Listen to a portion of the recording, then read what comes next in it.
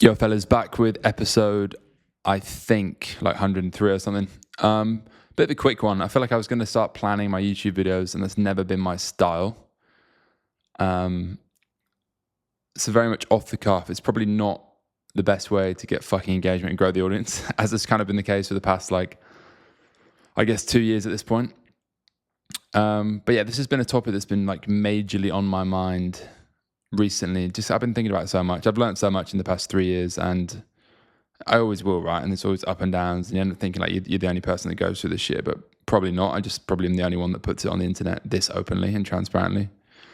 And in short, that's basically like the major error of stepping back too much as founder in the pursuit of like delegation and letting others own things. And I want to preface this by saying, because I know some of my team watch this, we have an amazing team. I genuinely think that. I genuinely believe that. I know that. It's not perfect. It never is. In the same way, I'm not perfect. But this isn't me bashing the team. I mean, I'm not even going to do that anyway. But I just want to be clear up front that I'm not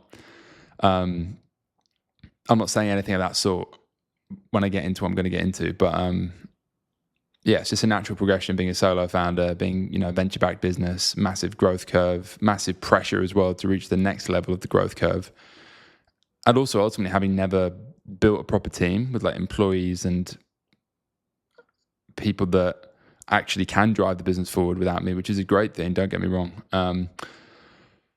But yeah, the main thing I've been thinking about a lot is stepping back too much as founder, especially as solo founder, right? Because there is no other founder in the business.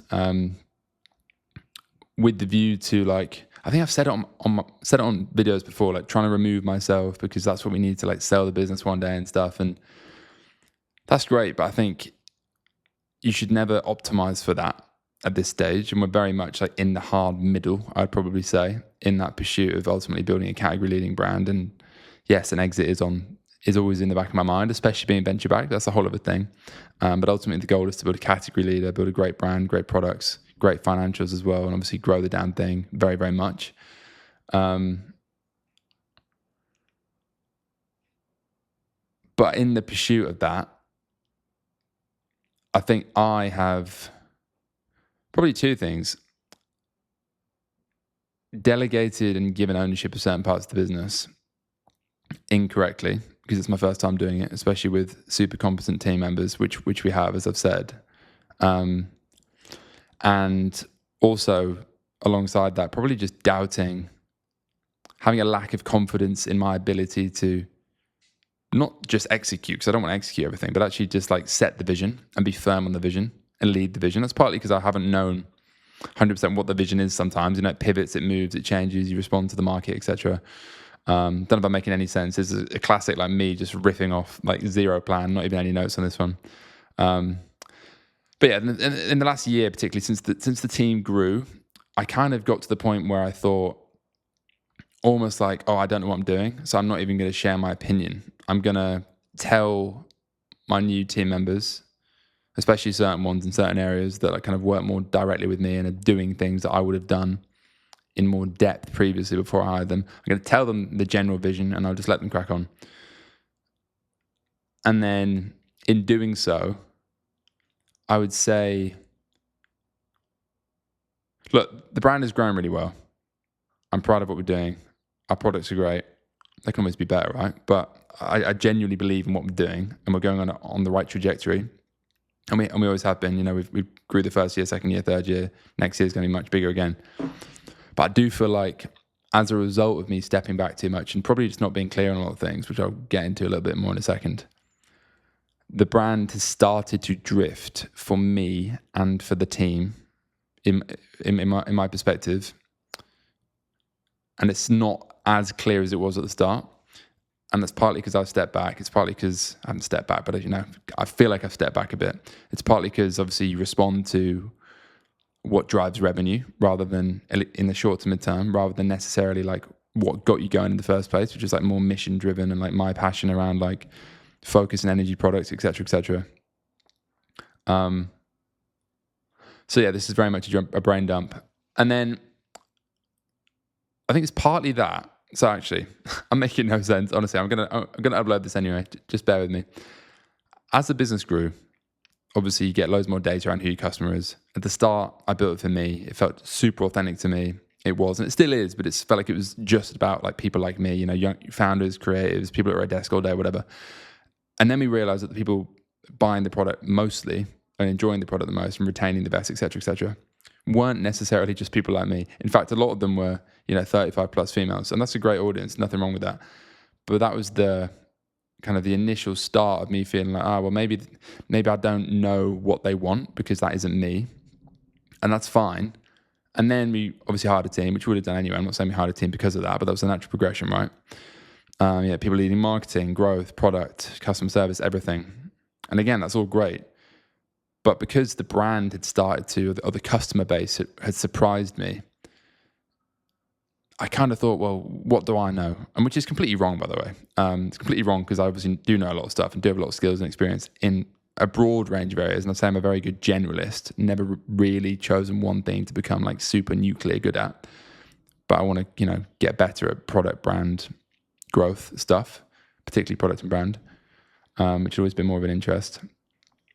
And then as a result of me being less clear, it kind of reflects on the rest of the team, who then, and I'm speaking for them here, this isn't necessarily what they've all said to me, but some have said it, indirectly and through surveys or whatever. I don't think they might be saying this because I'm happy to share it. The team feel like it's not as clear where we're going, and that's ultimately on me. And now it's like come full circle where I'm like, I actually agree. Like, I've got a vision, don't get me wrong. I'm not saying it's all, like, everything's going well, but like, I think it needs to be even tighter and even clearer. And I think the only truly authentic way to do that, because I am the leader of the business ultimately, I have to be, and I should be, and I want to be, and I was from day one, is for me to lean way more back into owning the direction, but also being firm on the stuff we don't do. And I think we're at risk of drifting into a slight lack of clarity around what the brand stands for and what the brand is. I think that's fine. I think a lot of businesses don't even think about this, right? You can build a great business that grows, delivers great products, which I believe we do, and has, great customers that retain well, et cetera, but I think it's harder to keep growing and really own something if you're not a bit tighter. And I think, basically, long story short, I'm saying I feel like the whole brand, from my founder perspective, not customer perspective, and not even necessarily team perspective, this is really my opinion, has got a bit foggier. And that's led to me feeling like I shouldn't be the one leading it as much, which I should, and I want to be, and that would help the team anyway. It's led to the team probably feeling that from me. And it's all just kind of a self-fulfilling prophecy, right? The brand has got a bit muddier or foggier, less clear. I then feel like, am I the right person to like lead it creatively, or like should I delegate that? And then you delegate it to people that also aren't clear on your direction because ultimately they want your direction. And basically, yeah, it's probably a natural curve, but I absolutely know now for a fact that I need to step up into leading the brand. Like business-wise, yeah, I'm obviously still heavily involved, but we do have a guy called David, who's our MD, who leads a lot of the day-to-day operations, and that's been great, which is why I've actually started to think about this stuff more. I definitely need to lead it creatively more than I have been. And don't get me wrong, like I've been involved in a lot of stuff, but there's been a few things where I've kind of left it to the team, and that's great credit to them, and it's proof we have a great team, as I've said, and we do. But even a great team wants someone to lead and drive that vision. And that does come from me. It has always come from me, but I think it's not come from me enough in the past 6 to 12 months particularly. And yeah, it's just a reflection for me that you cannot step back too much. And I don't mean because then things don't get done properly. I mean because that energy and that vision does have to come from me. And ultimately, like most people are looking for an answer, or at least direction from someone. And I think I have made the mistake at this middle, 3 and a bit years in, scale up phase rather than startup, I guess now, of looking back, or like looking around for like someone else to give me the answer. But actually, I kind of know deep down where the brand should go, what the product should be. Don't get me wrong, I don't have all the answers, and that my opinions on those things will change and have changed and have pivoted over time, even in like the last year, even in the past month, to be honest. And that will always happen because you're always, getting data, basing things on not just gut feel, but how the market's moving, how your business is moving. What other brands are saying, other founders, etc. But ultimately, all that needs to be like synthesized through my brain, as it obviously is. I think about this shit a lot, and just laid out clear. And if it's not clear, be honest with the team and even the market sometimes. Like, so yeah, this is already a mega ramble. This is already 10 minutes long. Basically, my point is, in summary, if you haven't captured it already, is you need to fucking lead the vision as the founder. And you need to be firm on that. And even if you're not 100% where you're going, you need to pick a path and you need to commit to it.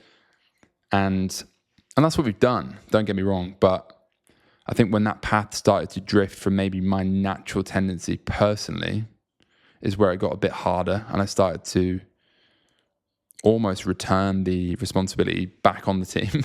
And that's fine in certain areas, but like ultimately, yeah, the creative and brand vision absolutely needs to come from me, and probably from most founders, depending on certain teams, but in my case it does.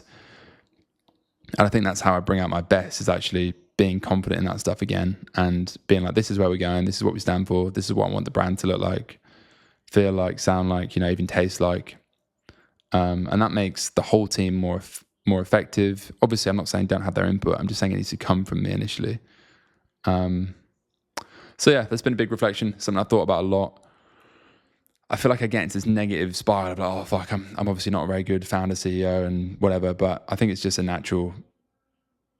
I hope it's a natural progression of, building a proper team for the first time, a very capable team for the first time, a larger team in a larger business for the first time. And yeah, I'm just reflecting on this out loud.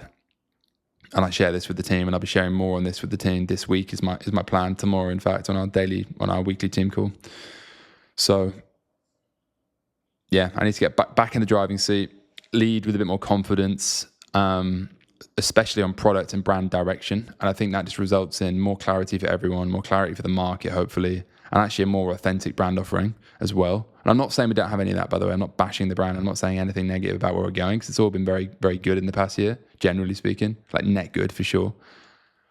But I think to take it to the next level, this is what needs to happen. So yeah, that's a reflection of mine. Sunday night, 28th of September. Let me know your thoughts. Let me know what you want to see and hear on the pod. I'm actually going to, well, I shouldn't say this, but I'm probably bringing back the pod in actual form. Guests, other guests, we'll figure it out. I've got a few new format ideas in mind. There might be something associated with Spacegoods as well, because I feel like, the midnight pod, the pink lights, which I've got up here for the first time in a while, Spacegoods, it was all one thing initially. It was all linked. It was this ecosystem that came from me. And I think we need to bring them back and tie them back a bit more together again. And yeah, honestly, I want to just do more creative shit again. I think I spent so many years ignoring that and the importance of that, which is kind of exactly a side effect of what I've just been saying, and also a cause of what I've just been saying. But yeah,